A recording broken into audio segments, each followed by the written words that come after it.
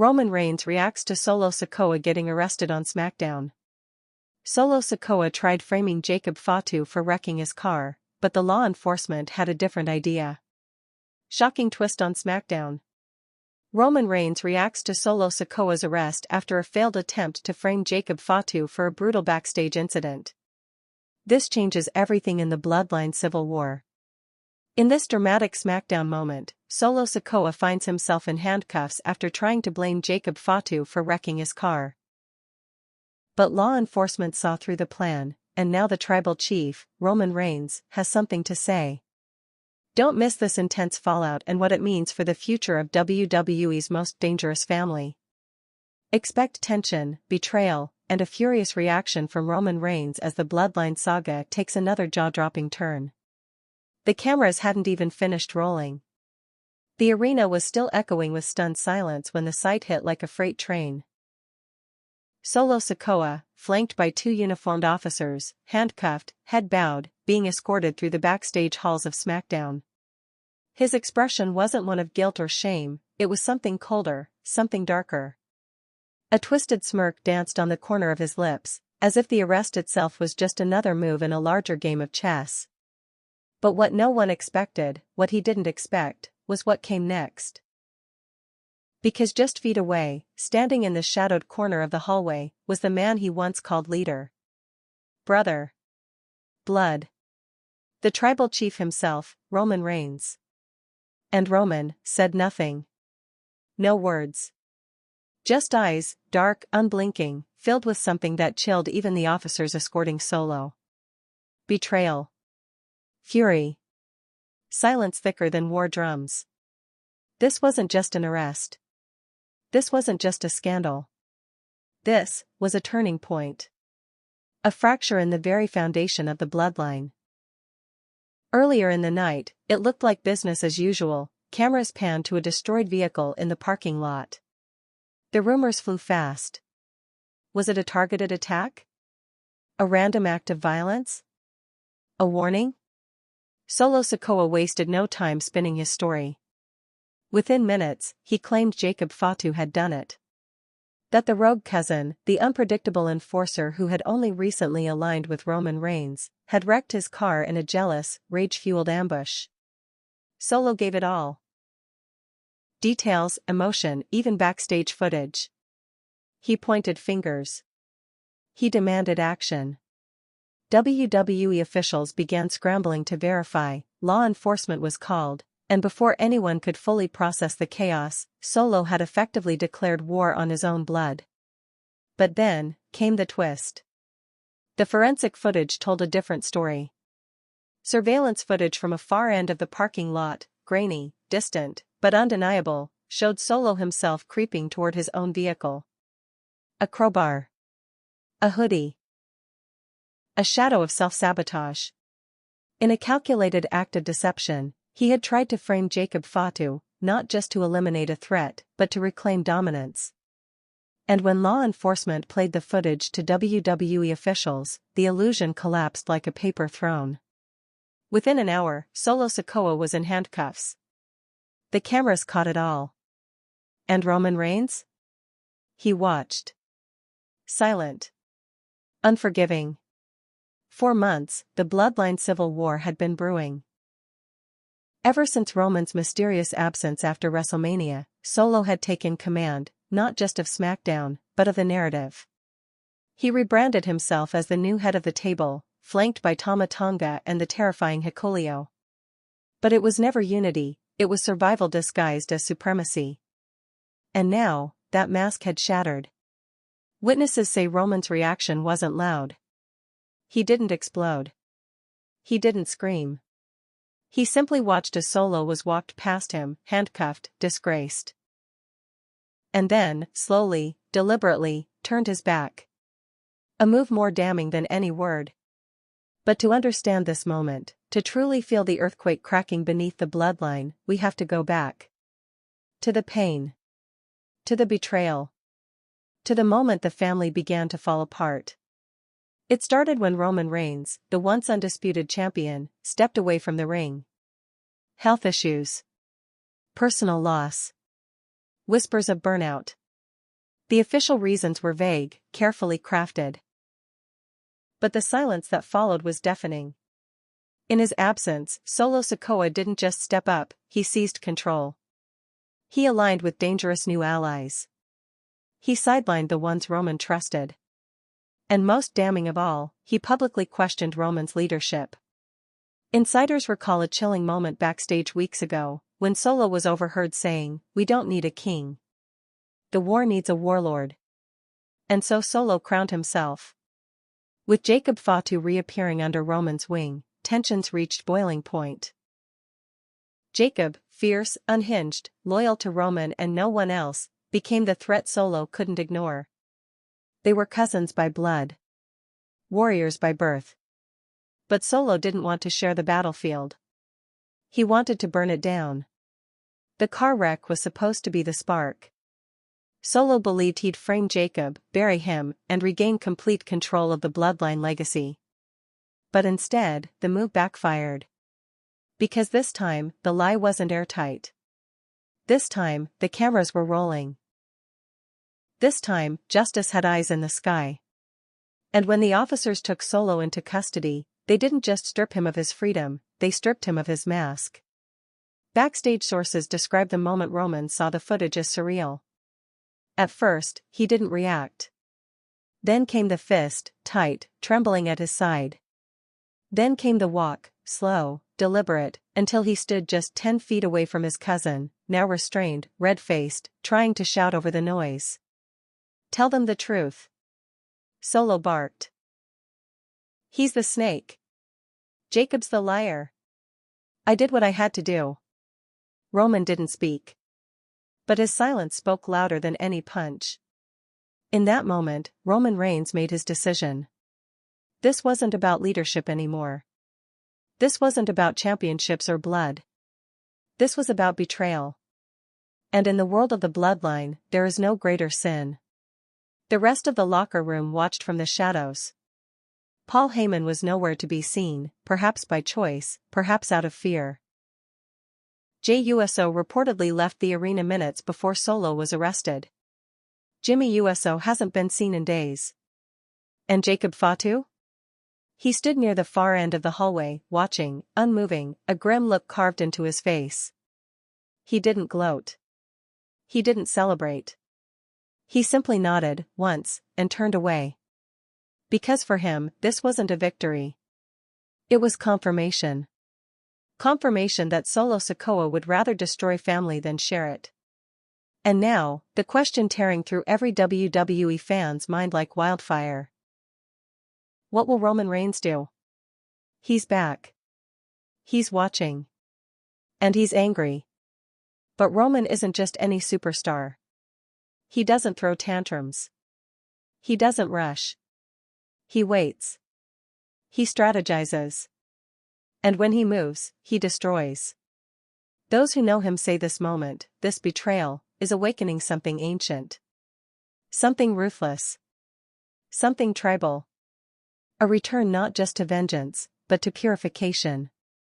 He'll burn it all down to rebuild it, one backstage insider whispered. Roman's not here to fix the bloodline. He's here to end it, and build something new. As for Solo Sikoa, he now sits in police custody, with WWE legal scrambling to resolve the incident. But the damage is done. Trust is broken. The line of loyalty has been crossed. And if Roman Reigns has truly chosen to break the silence, then Smackdown, WWE, and the entire wrestling world will never be the same. Because when a tribal chief goes quiet, you fear his wrath. But when he speaks, you brace for war. This wasn't just about a wrecked car. It was about legacy. Blood. Power. And now, the throne is shaking. The civil war within the bloodline has reached a boiling point, and the reckoning has only just begun. The following morning, Smackdown headquarters was silent, but not in peace. It was the kind of silence that feels like thunder is waiting behind every breath. The type of stillness before history splits into a before and after. And at the center of it all, Roman Reigns. He didn't call a meeting. He didn't speak to cameras. He didn't issue a statement. But insiders say he arrived at WWE's Florida compound before dawn. No entourage. No fanfare. Just Roman. Alone. And behind him? Something far colder than rage, resolution. What comes next isn't about press releases or court hearings. This is about tribal justice. A code older than WWE, older than belts and brands. This is about respect. And Solo Sikoa, the once silent enforcer, had broken every code in their bloodline. It wasn't just the act. It was the intent. Solo hadn't lashed out in emotion, he had calculated. He plotted, tried to destroy a brother with lies. He didn't make a mistake. He made a decision. And for Roman Reigns, that changes everything. Those close to Roman describe him now as a man sharpening a blade, not with words, but with patience. You see, Roman has always understood the power of waiting. In the silence between attacks. In the calm before the statement. And right now, he's waiting for Solo to speak. To explain. To grovel. But Solo hasn't said a word. Because Solo doesn't believe he did anything wrong. From inside the holding cell, officers reported Solo pacing like a lion, muttering under his breath about loyalty, about proving who the weak ones are. He still insists Jacob Fatu is the traitor. That this was a trap, and he simply struck first. He's convinced Roman is too smart to fall for the footage. That the old tribal chief will forgive him. That this is just another test.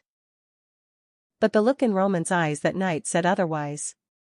You don't turn your back on a warrior if you plan to return to his side. Backstage at Smackdown, there's chaos. Tama Tonga has reportedly refused interviews, declining to comment on Solo's arrest. Hikuleo is nowhere to be found. There are whispers that WWE is considering suspensions. But the real storm isn't legal, it's tribal. Because Jacob Fatu, now cleared of suspicion, isn't celebrating. He's preparing. He knows Roman's watching, one source said. He's not fighting for the spotlight. He's fighting for the family's soul. And then, there's the one name that hasn't resurfaced, Paul Heyman. Heyman, the wise man. The puppet master. The voice beside the throne. He's been conspicuously silent since the footage aired. Some believe he knew what Solo was planning. Others believe he vanished out of fear. There are even rumors that Heyman has aligned with a new faction entirely, preparing for a shift in power that only he can survive. But Roman Reigns sees everything. And forgets nothing. Insiders say Roman hasn't spoken to Heyman since his return. No meetings. No messages. Not even a look. And in the bloodline, being ignored by the tribal chief is more dangerous than being called out. So what now? Smackdown is on edge. Every segment, every promo, every camera angle is loaded with tension. The audience knows something's coming, but not when. Not how. And not who will survive. Some believe Roman will demand Solo's exile on live television. Others believe he'll send a message the old-fashioned way, with a spear. With a chair. With silence followed by destruction. But a few believe something more terrifying, that Roman isn't here to end Solo. He's here to reshape him. To break him. To remind him who holds the power in the dynasty of dominance. Because Roman Reigns isn't a king in exile anymore. He's a god returning to his temple, and finding it desecrated. And when gods return to broken temples, they don't fix the walls. They burn them down. Jacob Fatu, meanwhile, has remained eerily composed. WWE cameras caught a brief glimpse of him leaving the arena, hood up, expression unreadable. No words. No vengeance. Just a quiet presence, like a storm forming on the horizon. One reporter asked him, "Did you see this coming?" Jacob simply said, "Solo chose the wrong war." And that's the line that's echoing through the locker room now. Solo didn't just challenge Jacob. He challenged Roman. He challenged the very blood that binds them. And in doing so, he may have set the bloodline on a path from which there is no return. The question fans are asking now is simple, but terrifying: who is Roman Reigns loyal to? Is he here to restore his empire? To bring back the family under one rule? Or is he here to destroy what's left and build something new? Some sources close to the situation say Roman is planning a confrontation, not backstage, but live. In front of the world. On the next episode of Smackdown, he may appear in the ring, not to fight, but to judge. And that's what sends chills through even the most seasoned superstars. Because when Roman Reigns judges, there is no appeal. The arena is preparing for something seismic. Staff are being briefed. Security increased. WWE production crews are designing graphics with words like Bloodline Reckoning and Legacy on trial. Because the audience isn't just watching a wrestling rivalry. They're witnessing the collapse, or rebirth, of the most powerful faction WWE has ever seen. And the heartbeat at the center of it all? Is Roman Reigns. He is no longer just returning. He is no longer waiting in the wings. He is here. Watching. Calculating. And deciding who will stand at his side, and who will fall at his feet. Solo Sikoa wanted war. Now, he has it. And war, when waged by the tribal chief, never ends cleanly. It ends in ashes. The bloodline wasn't just built on dominance, it was built on hierarchy. Respect. Rules. Roman Reigns wasn't simply a leader. He was a father figure. A king. A cornerstone. For years, the Usos, Solo Sikoa, Paul Heyman, even Sami Zayn, they all orbited his gravity. And yet now, as Solo sits in a jail cell and whispers swirl about Jacob Fatu taking his place, that once unbreakable hierarchy is crumbling like wet ash. But Roman hasn't lost control. He's taking it back. Reports from insiders reveal that Roman Reigns is now hand-selecting who is allowed in his orbit. Not by titles, not by bloodline, but by loyalty. And that list? It's shrinking fast. Sources within WWE say Roman has called a private meeting at the next Smackdown. Not in catering. Not in a locker room. But in the center of the ring. Live. Public. A tribal reckoning, one that will be delivered not through legal paperwork or quiet exile, but through public humiliation. He wants Solo to show his face. He wants the world to watch him fall. This isn't just punishment. This is purification. And make no mistake, Roman doesn't need to raise his voice to deliver it. He's always been at his most dangerous in the silence.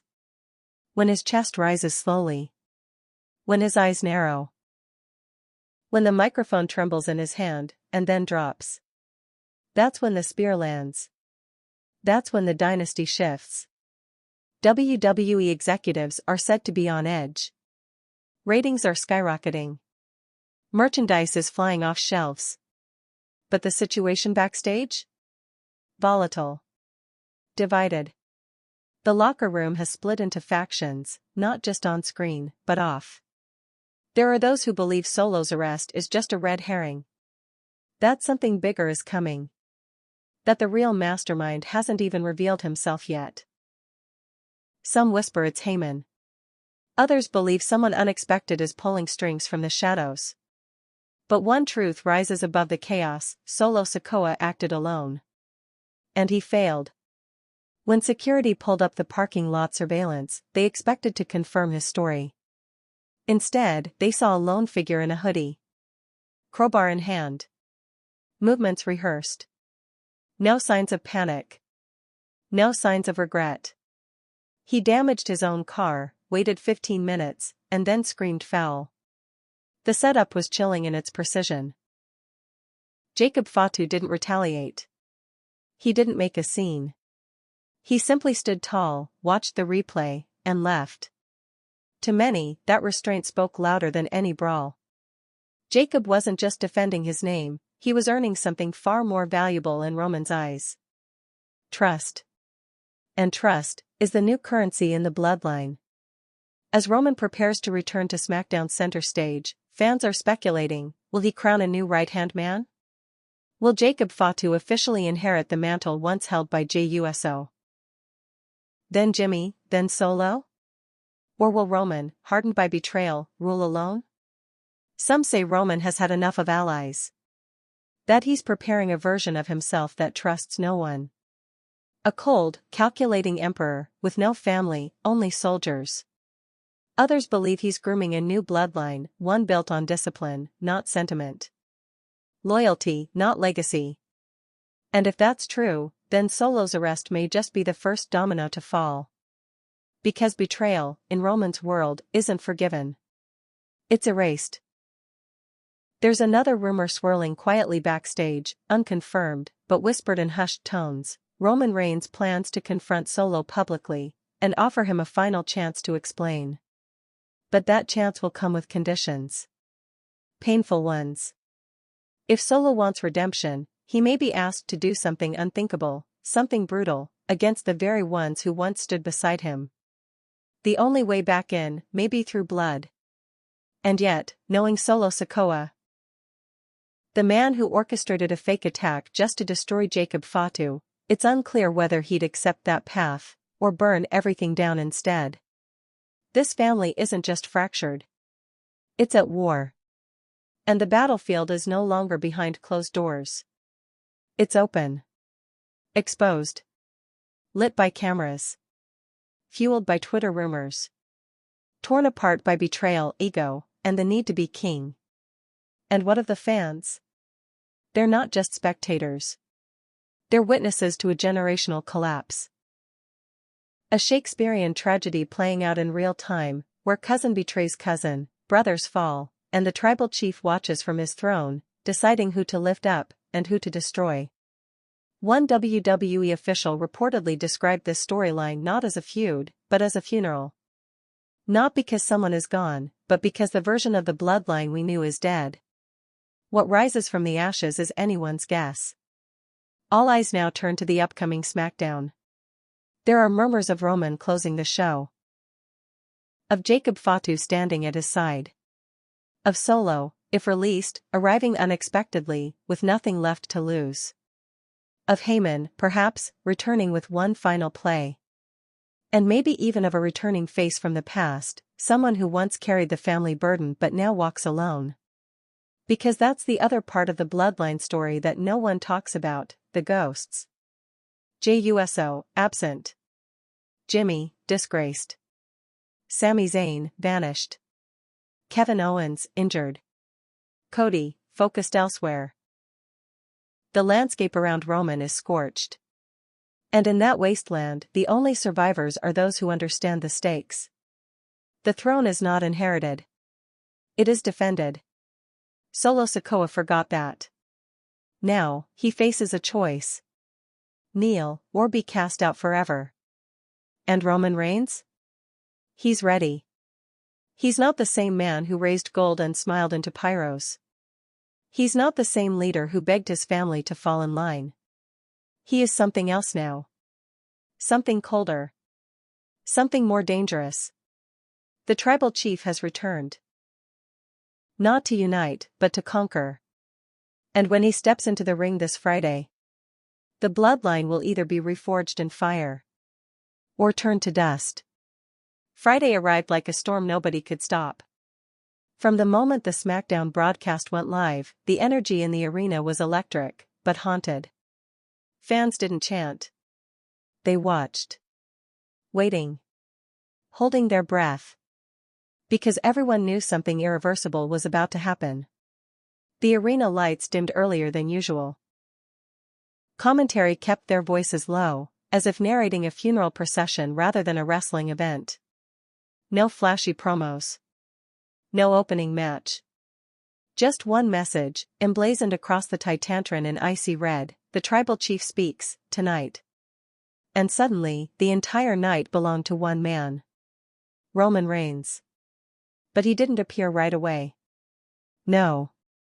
Roman made them wait. That's how power works. He let the tension tighten like a rope around every superstar's throat. Backstage, the locker room was split into groups. Tama Tonga sat in a corner, head down, eyes unblinking. Hikuleo was pacing. Paul Heyman, still unseen. Solo Sikoa? Still in custody. But murmurs were growing that he'd been quietly released that afternoon. And Jacob Fatu? He was already dressed in all black. Unannounced. Unbooked. Ready for anything. The bloodline wasn't a family anymore. It was a battlefield. And at exactly 9:52 p.m., when the arena was nearly trembling under its own weight, the tribal horns echoed through the speakers. The lights fell to black. And Roman Reigns emerged. No shirt. No championship. Just black boots, black pants, black lei. A man stripped of everything ornamental. A symbol of war, walking to his own reckoning. The crowd didn't cheer. They didn't boo. They stood. Because this wasn't just a return. It was an execution. He stepped into the ring, took a mic, and for nearly a full minute, he said nothing. Not a word. And then, he spoke. Solo Sikoa is no longer bloodline. The words cut through the air like a knife. The audience gasped. But Roman wasn't finished. He tried to break what we built. He tried to divide this family. Frame one of our own. Jacob Fatu stood tall. Solo, broke. The camera cut to Jacob Fatu, watching from the entrance ramp. No emotion. Just stillness. Roman continued. He chose to destroy. And now, I choose to rebuild. And with that, Roman lifted his arm and pointed directly at Jacob. The message was crystal clear. The heir had been named. Jacob Fatu was the new right-hand man. The new enforcer of the bloodline. The only one left worthy to stand beside the tribal chief. The crowd exploded. Not with cheers, but with disbelief. Shock. Emotion. This wasn't a swerve. It was a coronation. A purge. A statement that Roman was no longer bound by history, nostalgia, or sentiment. He was rebuilding the bloodline in his own image. Ruthless. Strategic. Uncompromising. And just when it seemed like the night had delivered its climax, Solo Sikoa's music hit. The audience collectively gasped. No one had seen him. No one expected him. But there he was, walking out slowly, in a black hoodie, hair disheveled, eyes bloodshot. No security. No backup. Just a man betrayed by his own ambitions, marching into his final trial. He didn't speak. Not at first. He entered the ring and stood face to face with Roman. Inches apart. Roman never flinched. He didn't lower the mic. Why, he asked, simply. Quietly. Solo's answer was guttural. Because it was supposed to be me. The words echoed like a shot fired through the walls of the arena. I stood by you, Solo snarled. I fought for you when no one else would. Jay left. Jimmy fell. Jacob was gone. And who stayed? Me. And you, chose him? Roman didn't blink. I chose honor, he said. And then came the moment. Roman stepped forward, and extended the microphone toward Jacob Fatu, now entering the ring. Jacob stared at Solo. You tried to bury me, Jacob growled. Now dig your own grave. And that's when the brawl exploded. Solo lunged. Jacob caught him mid-strike. A spear from Roman. Chaos. Security rushing in. Refs shouting. Commentary yelling over the carnage. But what no one saw coming, what would be replayed over and over again in the days to come, was Paul Heyman. Slowly emerging from the shadows. Not rushing to stop the fight. Not siding with Roman. Not with Solo. But with a smile. A subtle, knowing smile. And in his hands? A contract. Who it was for, no one knew yet. But one thing was clear. Heyman wasn't out of the game. He was playing a longer one. And just like that, the bloodline saga turned again. Not with closure, but with conspiracy. Because Roman Reigns had named a new warrior. Solo Sikoa had become a rogue. And Paul Heyman? Paul Heyman had just chosen a side. But whose? The following week, the fallout had only intensified. Smackdown opened not with a match, not with a promo, but with a replay, looped, frame by frame, of Solo Sikoa's eyes the moment Roman Reigns speared him to the ground. That look, wide, raw, wounded, wasn't the look of a man betrayed. It was the look of a man who realized, too late, that the war he thought he was controlling had never been his to command. And in WWE's universe, that kind of mistake is unforgivable. The footage played in black and white. Slow motion. Every impact, every shout, every second of chaos frozen in time for the world to examine. Fans didn't see wrestling anymore. They saw an empire collapsing on live television. The greatest faction of the modern era ripping itself apart from within. And behind the chaos stood one man still untouched by it all. Paul Heyman. He hadn't spoken. He hadn't interfered. He hadn't aligned. He'd simply watched. And when he reappeared backstage that night, walking calmly through the corridors in his signature suit, contract folder in hand, the locker room scattered like dry leaves in the wind. Everyone knew what it meant. Heyman had something. And it wasn't just a plan. It was a weapon. Backstage whispers say that the document in Heyman's hands was a game-changer. Not a rematch contract. Not a suspension order. Not even a cease and desist. But a legal power shift. Something that could potentially alter the internal leadership of the bloodline on a technicality. A clause hidden deep in the paperwork filed during Roman Reigns' extended absence. A clause that gave Paul Heyman temporary managerial power over bloodline business, if Roman was ever deemed unfit to lead due to health, legal, or family crisis. And after the events of last week? WWE's internal counsel had begun asking questions. Is Roman Reigns losing control? Is the bloodline no longer a unit, but a liability? And if so, who does the company trust to take the reins? Heyman's smile answered that question without a word. He wasn't loyal to Roman. He was loyal to power. And power, in the WWE, shifts like the tides. Jacob Fatu, now fully endorsed by Roman Reigns, stood tall. He didn't need belts. He didn't need speeches. He needed war, and he got it. Every week since, he's destroyed Solo's allies one by one. Hikuleo. Tama Tonga. Even minor backstage security guards have felt the wrath. No one is safe. But Solo? Solo hasn't been seen in person since that fateful night. Until now. A shaky cell phone video leaked online showed Solo in an empty gym, training alone in the dark. Sweat poured. His fists bloodied the punching bag. His hoodie soaked in silence. No music. No trainers. Just rage. He was exiled. But not broken. And that terrified everyone. Because Solo Sikoa in the ring was dangerous. But Solo Sikoa with nothing left to lose? He was nuclear. And that explosion was coming. Meanwhile, Roman Reigns remained quiet. Not in absence, but in purpose. Sources say he was seen arriving at the WWE Performance Center under full security lockdown. No interviews. No press. Just one agenda: evaluate the future.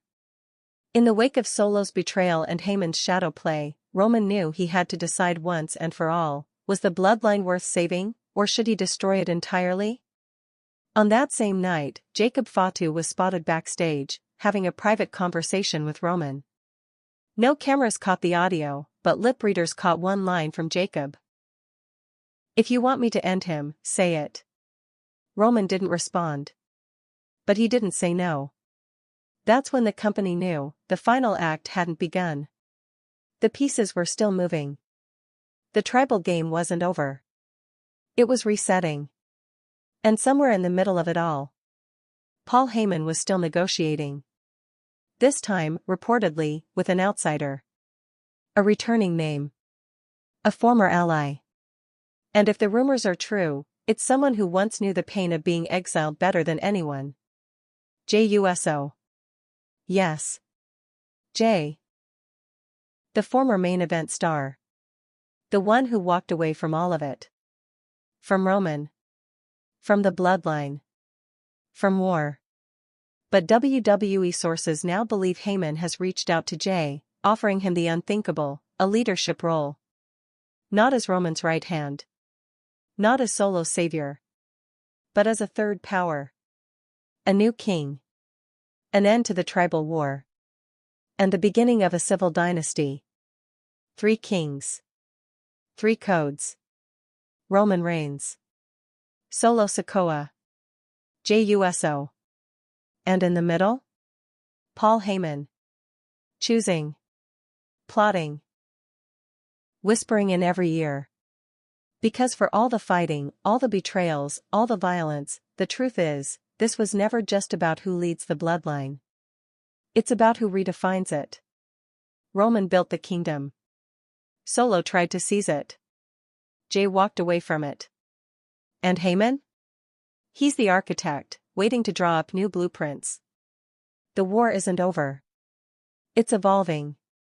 And next week, the battleground will be clear. Roman Reigns and Jacob Fatu will stand face to face with Solo Sikoa, live on Smackdown. No rules. No contracts. No titles. Just truth. Just blood. Just war. And whatever happens next, WWE will never be the same. The following Smackdown was unlike any WWE show in recent memory. There were no pyrotechnics. No ring announcers. No music cues. Just a stark black and white video package playing on the Titantron as the crowd sat in near silence, mesmerized. It wasn't about champions tonight. It wasn't about belts. It was about blood. And how it turns on itself when power becomes a disease. The footage was raw, uncut moments from the past year, Roman Reigns slamming Juso in front of their family. Solo Sikoa's cold stare as he turned on Jimmy. Jacob Fatu arriving in silence as Roman's last weapon. And, finally, the most recent betrayal, Solo, in handcuffs, shouting like a man possessed. Over it all, one line echoed from Roman's past: "If you're not with me, you're against me." And as the final word faded, the lights returned. The ring stood empty, but the energy wasn't. It was volatile. The first to emerge was Jacob Fatu. The arena didn't roar. They didn't chant. They watched.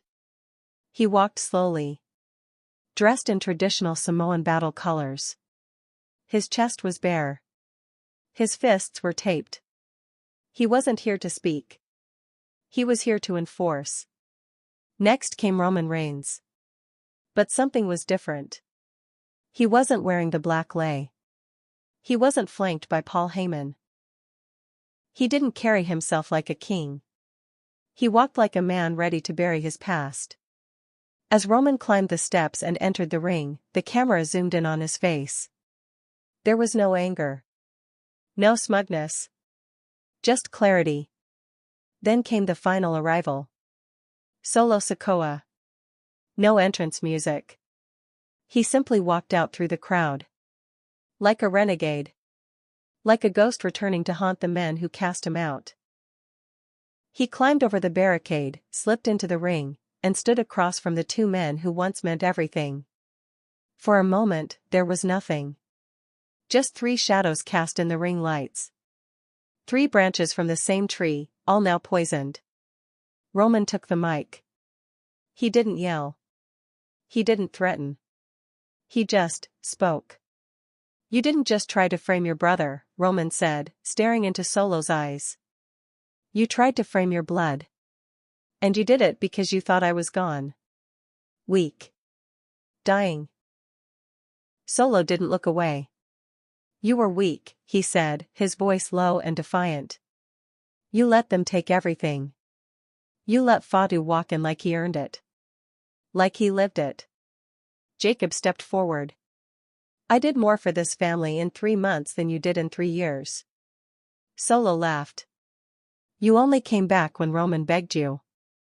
That's when Roman snapped. I never begged, he said, stepping directly between them. I called him.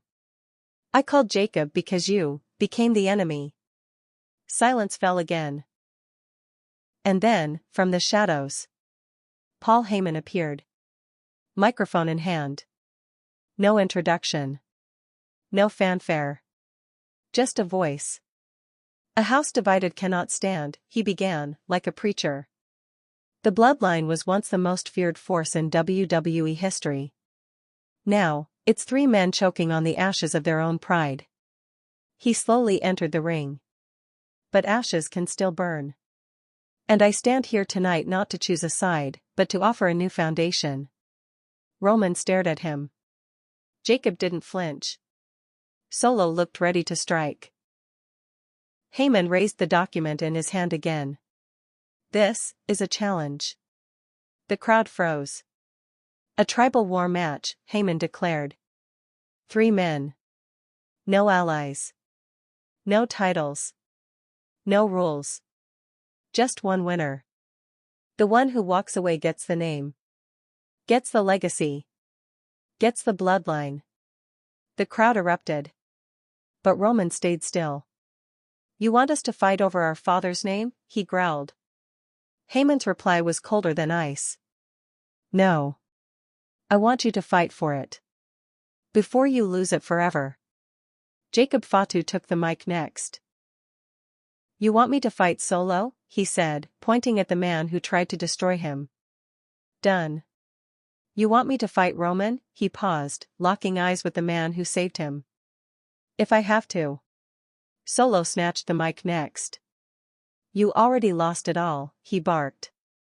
This isn't about bloodline anymore. This is about who survives. And then, finally, Roman Reigns. The tribal chief. The father of the fallen dynasty. He looked out over the crowd and made his final decision. I accept. 3 words. But they shook the entire company. The challenge was set. The match, tribal combat, final bloodline. The stakes? Legacy. History. Power. Survival. And the match would take place not at WrestleMania, not at Backlash, but on Smackdown, Tribal Reckoning, a special event to mark the beginning, or end, of the Bloodline dynasty. There would be no interference. No alliances. 1 man leaves as tribal chief. The other 2? Forgotten. And Paul Heyman? He smiled again. Because he knew, in the chaos of it all, he was still in control. He had orchestrated the war. And now, all that was left, was to watch the fire consume the kingdom. The night had come. Smackdown, Tribal Reckoning wasn't just a WWE broadcast. It was an event carved in stone, etched into the bones of the arena, vibrating through every fan in the building. No title was on the line. No gold. No contracts. Just something far heavier. The soul of the bloodline. 3 men entered the arena that night, Roman Reigns, Solo Sikoa, Jacob Fatu. And only one would leave with the right to call himself the tribal chief. There was no music. No entrances. Only silence. The ring had been stripped of ropes. No turnbuckles. The canvas was black. A single tribal symbol was painted in white in the center, resembling a cracked bloodline tree, branches split and clawing in different directions. There were no referees. Only one elder, Alpha Anoa'i, the original wild Samoan, seated silently at ringside in a ceremonial robe. Behind him sat no WWE executives, no announcers, just silence, history, and the weight of 3 generations. Then came the first movement. Jacob Fatu stepped into the ring barefoot. His fists were wrapped in red tape. He didn't look at the crowd. He didn't acknowledge the cameras. He knelt in the center of the ring, placed his hand over the symbol, and whispered a prayer. Then came Solo. He entered from the crowd, moving like smoke, body coiled in rage. No words. Just eyes. Fixed on Jacob with venom. But as he stepped into the ring, he didn't attack. He sat cross-legged in the corner, staring through Fatu like a bullet waiting for the trigger.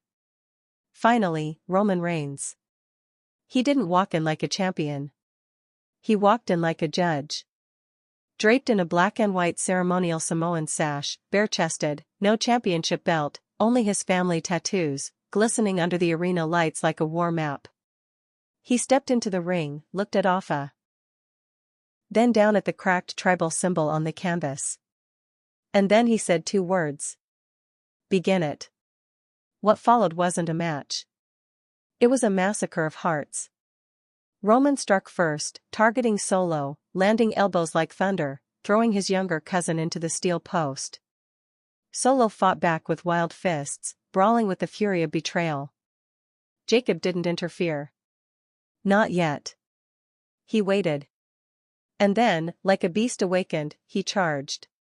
Clothesline to Roman. A super kick to Solo. Then, an overhead Samoan drop to both men, one after the other. The crowd was breathless. Not because it was fast. But because it was personal. Every move wasn't just a strike, it was a memory. Roman spearing Solo through the ropes, like the day he chose Jay over his younger cousin. Solo reversing a powerbomb into a chokeslam, like the moment he turned on Jimmy. Jacob dragging Roman across the canvas and whispering, "You called me back for this?" Before delivering a headbutt that echoed through the rafters. And then, the first fall. Roman collapsed after a brutal spinning kick from Jacob. Solo pounced. He mounted Roman and punched. Again. And again. And again. The camera zoomed in. Roman's face bloodied. Solo screaming, "I was always your soldier. You made me a monster." And that's when Jacob pulled him off, and the two collided like hurricanes. For 10 straight minutes, it was chaos. Concrete brutality. No moveset. Just survival. Biting. Scratching.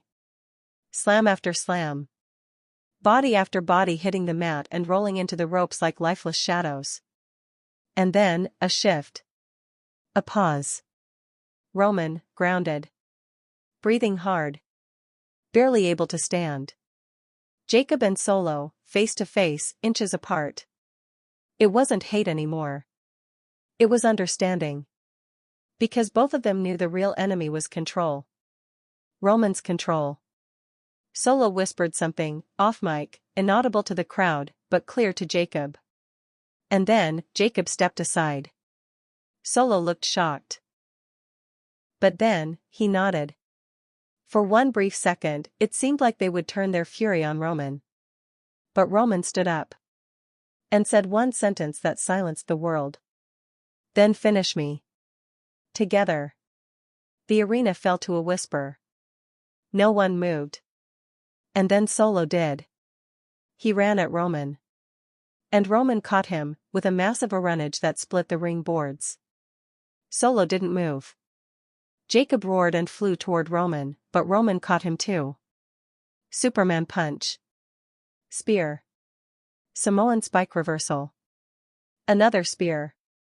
And then Roman fell to his knees. He didn't cover either of them. He looked at the cracked tribal symbol beneath him, and started pulling at the tape around his fists. Slowly. Quietly. Unraveling everything. The crowd didn't know what to do. He took off his sash. Folded it. Laid it across Solo's chest. Then he looked at Jacob. And nodded. And Roman Reigns, the tribal chief of a generation, lay down on the canvas. Face up. Arms wide. Eyes closed. Jacob crawled over and covered him. Afa Anoa'i stood up, lifted his hand, and lowered it once, twice, 3 times. The bell rang. There was no celebration. No pyro. No handshake. Just silence. Jacob Fatu stood, bloodied, barefoot, shaking. He had not conquered the bloodline. He had buried it. Roman Reigns didn't move. Solo Sikoa lay still. And Paul Heyman? He wasn't seen again that night. Because what had just happened wasn't the beginning of a reign. It was the end of an era. The bloodline, as we knew it, had fallen. And from its ashes, Jacob Fatu now stood alone.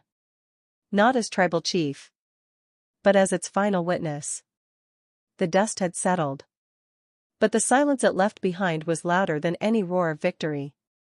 Smackdown, tribal reckoning had not ended with fanfare or celebration. No title raised. No music played. No grand speech.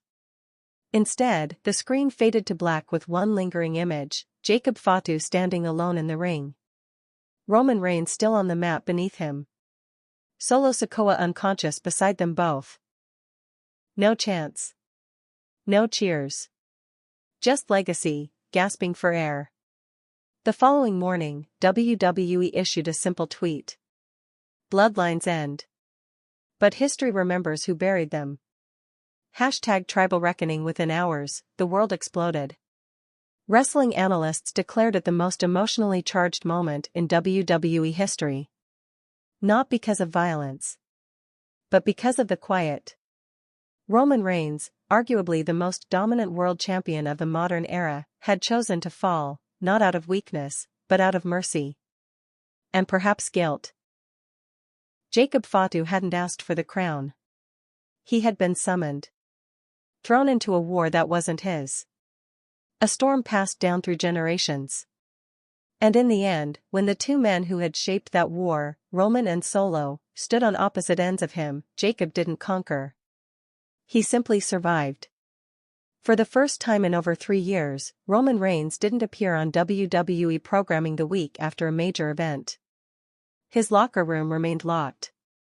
His name wasn't mentioned by commentators. Backstage sources confirmed what many feared: Roman had left the building. Not just physically, but symbolically.